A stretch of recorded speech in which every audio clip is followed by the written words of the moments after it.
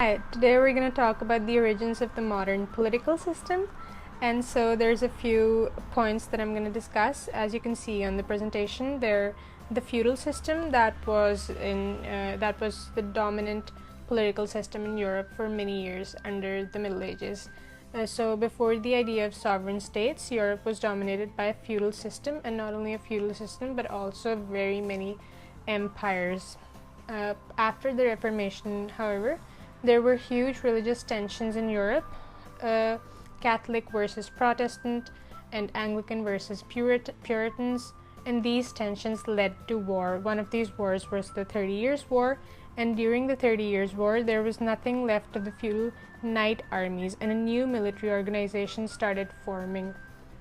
Treaties succeeding the religious wars of 16th and 17th century paved the way for European sovereign states. These sovereign states became stronger, and there were two main forms of government that were used in these sovereign states for the most part, and these two were absolute monarchy and constitutional monarchy.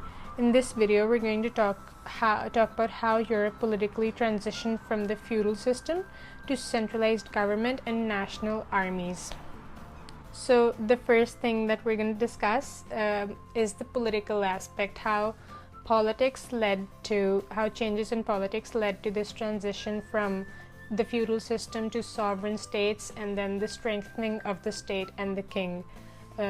Their power, the state's power and the king's power increased gradually, and the feudal system dissolved. So what happened was that the idea of democracy and parliamentarism that stemmed from the document called the Magna Carta, which means the Great Charter, I think, and it was signed by King John in 1215. This is in England. So the Magna Carta came into being because King John of England lost the Battle of Bouvines to the French king, who had conquered King John's territories that were in France. King John's ancestors had actually come from France, and there they were the feudal lords of Normandy, which is a French region. And so once King John came back to, once his ancestors conquered England, they were also still the feudal lords of that region in France, and actually they got more land.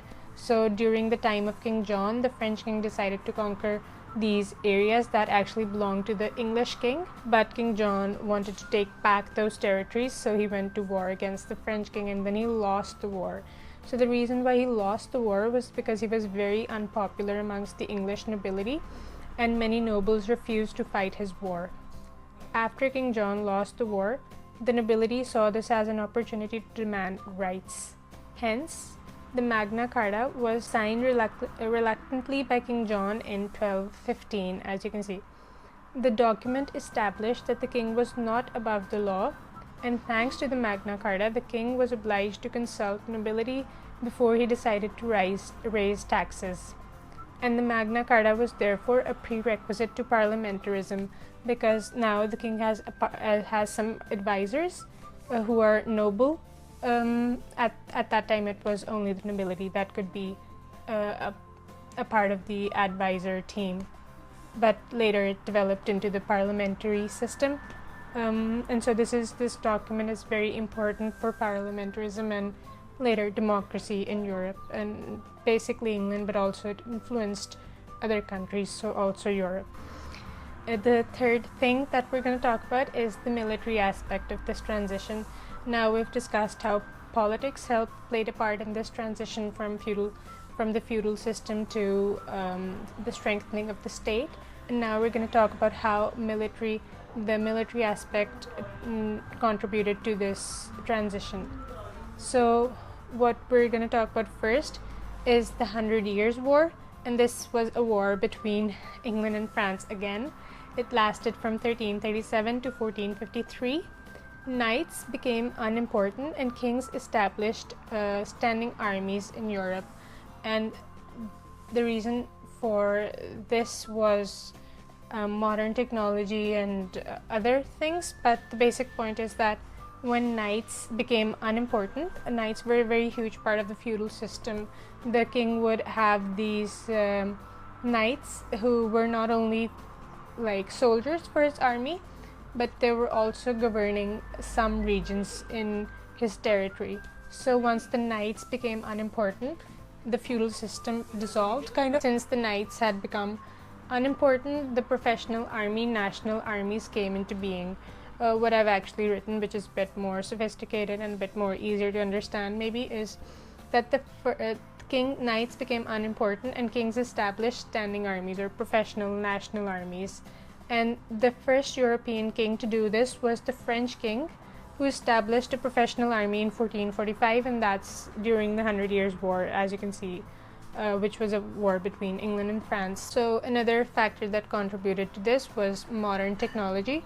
New gunpowder weapons came into being, and as technology improved, weapons became more expensive, and knights and nobles, they didn't have the they couldn't afford these weapons anymore, but the king could. So the king's power strengthened, the king's influence strengthened, and the knights began to die out. Nobility became a bit less important because of that. And since the king alone was financing the war, soldiers became more loyal to him and not to their knights or not to the feudal lords, because they weren't financing the war, they weren't paying the soldiers anymore. So another thing that made the king more powerful was colonization. The monarchs gained more power due to the fact that they had to sustain these very huge military fleets, and the reason why they had to do that was because they had to send these military fleets to other countries and other continents to defend their own country and to conquer new regions. So the kings were the ones who approved these voyages, and they were the ones who sponsored these voyages. And since this was very successful, colonization was very successful, the king became more powerful because of this as well. Here you can see that dynastic politics in the House of Habsburg played a part, and in the feudal system, the feudal lords weren't related to the king, but dynastic politics is the idea that the monarch governs several more fiefs, several more regions, either directly or indirectly through his relatives. So that is what dynastic politics is. A dynasty or a family is controlling a certain region, and that's how in some places the king became more powerful using this method. And an example of a family using this method was the House of Habsburg, who became incredibly mighty by using this. So the fifth and the last and maybe the most important thing we're going to talk about is the constitutional monarchy in England. And this is a story that I'm going to try to tell as quickly as possible. So Elizabeth I died without any heir in 1603 except for her cousin, who was the King of Scotland, and this was James I, who became king of not only Scotland but also England now.